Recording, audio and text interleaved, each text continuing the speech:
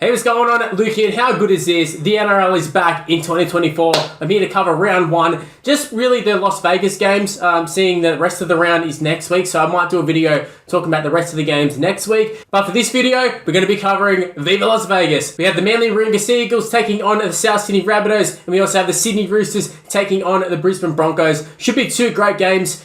In terms of actual match quality, I don't think it's going to be absolutely amazing, but just the spectacle of it being over in America, it's going to be very, very good, very, very interesting. And also just splitting up the round. At first, I was sort of very against it, but the more that I look at it, the more I think it adds a little bit of excitement because we get to experience the first round excitement sort of drawn out. So we get to experience it twice, essentially. So we get to see the spectacle that is the NRL in Vegas. Then we also get to see the rest of the sides, in particular, like my side, probably your sides as well. If you're not part of the four, you get to see the rest of your sides play their first game. So it is going to be a very exciting few weeks of the NRL, and I'm here to do my tips and predictions for these first two games. Only the four teams, like I said. So this video isn't going to be super in-depth. However, I am just going to give my tips and predictions. I think you can kind of only really go off last season and maybe a little bit of trial form, but as we've seen in the past, trial form doesn't really matter too much. And especially if both of these sides have been fielding some like random squads in their trials because they're going overseas. So yeah, it is going to be interesting to see how they go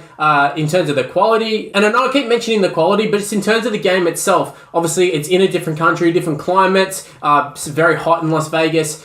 Playing on a field that I think they use natural grass. They take it inside, they take it outside, then they transfer it inside. But it is going to be a smaller field, so it's going to be interesting to see if that plays a part at all. Also worth noting is whether the field holds up for the second game because they're going to be playing back-to-back games. I know the NFL is drawn out over many hours, but at the same time, just a different game. It's very constant, the NRL. It's not stop and start and all that sort of stuff. So I'm keen to see how the field holds up because we've seen with magic rounds and things like that where the field is pretty chopped up by the end of it. I know it's only 2 games, but this is also just sort of untested water. So yeah, we'll see how it goes. But the first game is the Manly Sea Eagles taking on South Sydney Rabbitohs. I think both of these sides, I wouldn't read too much into last year's form. I know I just got done talking about last year in pre-season and all that sort of stuff, but I think Manly are going to be much improved with Tom Trbojevic back in the side. Jack Whiten isn't playing though for the Rabbitohs, so they're not exactly full strength, but apart from Jack Whiten, I'm pretty sure they're full strength. So yeah, Tom Trbojevic up against Latrell Mitchell, going to be a hell of a matchup. Got Daly Cherry Evans there up against the youngster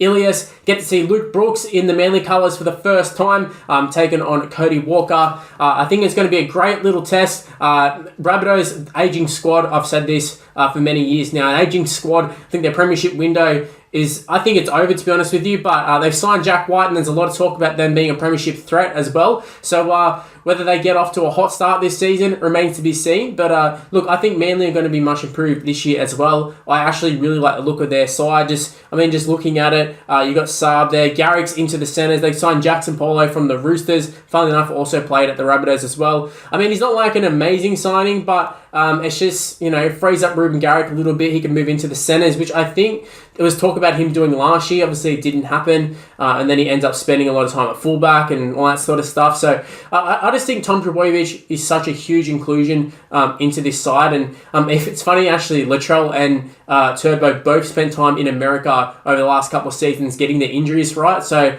hopefully for them, they are the hopes of New South Wales as well. Hopefully we get to see them escape this game with no injuries and get through the season with relatively no injuries. But I'm just looking at the rest of the side. It's pretty much as you would expect. The benches, it's literally as you would expect. Nathan Brown on the bench, but no real surprises, no real shockers there. If you're like a super coach guy, maybe like Sean Kepi, who's come from the from Manly side, actually, he's come across, but he's in the starting side, as well as Jacob Gagai comes in. I think he might have been at the Knights. They've been talking him up in pre-season, but just in terms of picking a winner is going to be very, very tough because I feel like these two sides will actually be quite evenly matched. I don't know if I necessarily think these sides are, shoo-ins for the top 8 or anything, but I think it's going to be a good season for both of them at times throughout the season. I think in terms of this game, I think I think the Rabbitohs might get up for this one. I wouldn't be surprised if Cherry Evans comes out and has a masterclass. It's just typical Cherry Evans and just the Manly side in general with Trbojevic at the back. But I just think Latrell and Russell Crowe being there and all the hype about the Rabbitohs, I think they might live up to it in this game and start off strong. And I think they might get the win. I think it'll be a scrappy win. I think both of these games will be quite scrappy, but I think the Rabbitohs win this one 1-12. Don't particularly have a reason for it. As I've said, we've got nothing to go from. Trials meant absolutely nothing in terms of the lineups that they put out, and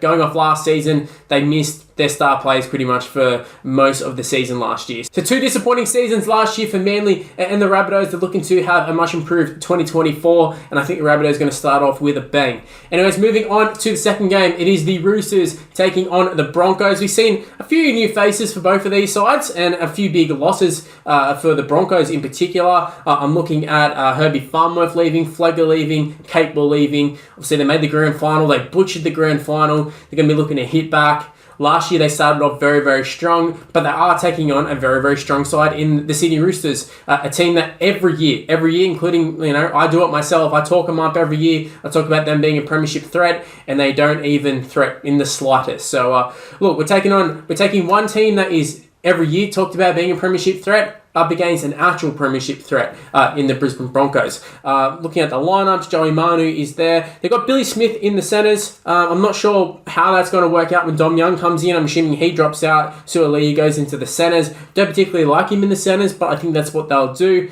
It is going to be interesting. The back line, you got Tedesco up against Walsh, Tupai up against Arthurs, who's been quite underrated for a few years. Staggs up against Smith. Manu up against Cobbo. Cobbo moving into the centres. That could be anything, as the guru would say. Then we got Suaalii up against Mariner. No Corey Oates for them, which is interesting as well. I assumed Corey Oates would come in, but he seemed to have fallen out of favour. He is quite old as well, worth noting. And then you got the halves battle. You got Sammy Walker, Luke Keary. You got Ezra Mann, Adam Reynolds. 2 decent halves. Halves battles, and then obviously the forward, speaks for itself. Your Payne Haasers and such. On the bench as well, Willison, he looked really good in the All-Stars game. Fletcher Baker coming across actually from the Roosters. Kobe Hetherington's decent for them. Pia Cora comes into the starting second row position as well, and he looked pretty good in the trials. In the All-Stars maybe, I can't remember. Wherever I saw him, he looked pretty decent, and he's looked pretty decent over the last couple of seasons as well. I think he might have been the guy the Bulldogs were after a few years ago as well. So he's a bit of a prodigy, and obviously he's taken the spot of Kurt Capewell, who I think it will probably get understated what Kurt Capewell brings to a side, but I don't know, he just brings that winning culture, winning environment to wherever he goes. So I think he is going to be a loss. However, he is coverable in my opinion. For the Roosters, a few interesting ones. Wong is in the starting second row. We see no Angus Crichton though. Egan Butcher as well. They have a few different changes. Terrell May on the bench. Nat Butcher is there. It's definitely a bit of a different side to what we've seen from the Roosters of recent years, but I kind of like it, if I'm being honest with you. With Spencer Leniu starting, I'm intrigued to see how he goes, because he's always sort of been a bench guy. Obviously, I think, honestly, the best bench forward in the whole game, but now he's a starter. So can he have the same impact? It's one thing to do it against tired forwards and, sort of the backups after, Fisher Harris and all that have done the hard work. Then he can come on and just absolutely bulldoze them. Can he do it from the start, though, when he's got a fresh forward pack and he's taken on you guys like Payne Haas?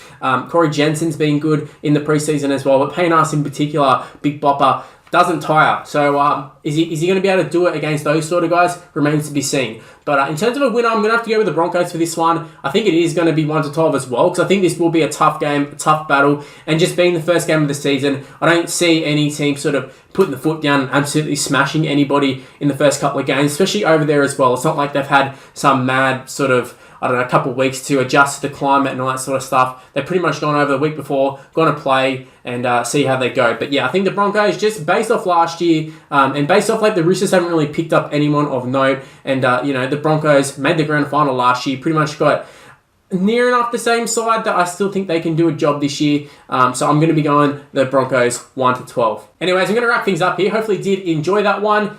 Just a little short one. It's only 2 games, but I thought I'd cover it. It is the first round. It is the first few games. And obviously, the rest of the round is next week. So I might do a video covering that as well next week. But yeah, if you happen to enjoy this one, make sure you leave a like, subscribe. You kind of know the drill at this point. Leave a like, subscribe, especially at the start of the season. Try and build momentum again on the channel. So if you can subscribe, leave a like, like. It really helps out the channel massively. It helps grow the channel. Also, if you want to follow me on social media, it's on the screen right now. It's Mr. Luke and YT. Give me a follow, give me an ad, do all that sort of stuff. You know you want to. Also, shout out to all the members. You're seeing them on the screen right now. We don't have a great deal of members at the moment, but I'm sure it's going to pick up very, very soon. I think the biggest perk of being a member at the moment is that you get to watch the videos earlier. So basically, the second they're uploaded from me, you get to go and watch them. You don't have to wait for the premiere or whatever. You can just go and watch it. So that is a big drawing point for me. Also, the super chatters as well. Thank you very much. Going to be picking up the streams as the NRL starts. So come watch the streams. Probably going to be streaming the next few nights in the lead up to the first game. So come and check out the streams. Come and join them. Interact in the chat. It's very, very fun. You can let me know what games you want to see in Rugby League Live 4 and that sort of stuff. I'll answer questions, all that sort of stuff. But I'm going to wrap things up here. Thanks for watching, guys, and stay tuned for more content on the channel. I'll see you in the next one. See yous.